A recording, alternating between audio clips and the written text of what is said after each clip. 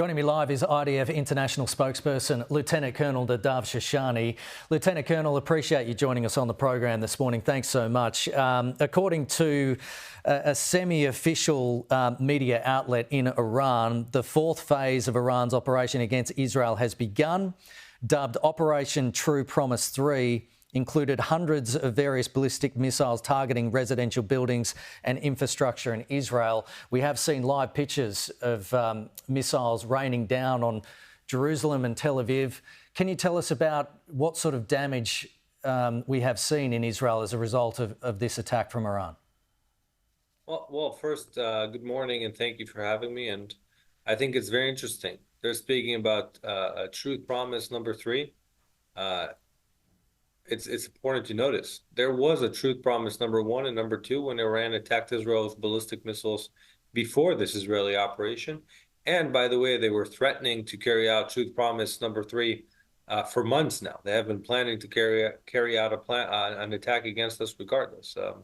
We've in the last 2 nights in Israel, which is morning in Australia, but we've faced hundreds of ballistic missiles and UAVs fired towards Israelis. Those ballistic missiles are fired towards civilian population centers, places like Tel Aviv, Ramat Gan, Haifa, which you spoke about. And we've seen a lot of damage to buildings in Israel. We've also sadly seen casualties in Israel, 14 casualties already from these Iranian attacks.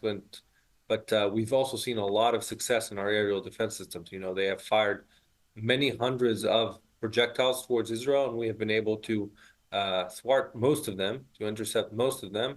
But still, even the best defense systems in the world are not 100%, and at those amounts, there will still be some hits sometimes, and that's why our people are instructed to go into the safe room, and those who were in the safe room were safe from these attacks. Donald Trump has told US media that while Washington wasn't involved in Israel's continuing strikes against Iran, it's possible we could get involved, the US president says.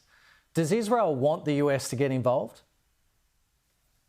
Well, you know, Israel is a sovereign country and the US is sovereign to their own interest, obviously.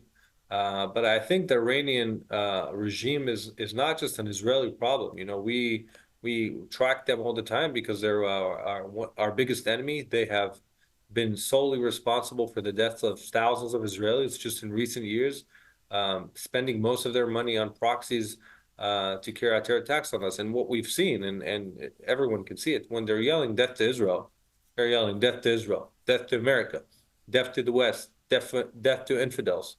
And I think a regime like that essentially wants to kill anyone who is not them is one of the most dangerous things, and the world should stop them. The world has been trying to stop them for years, but when push comes to shove, Israel had to act against this existential threat, and I think it would benefit the whole world if they didn't have it. I think this is not just our problem. We are the ones acting against it, but it's not just our problem. And I'll tell you one more thing.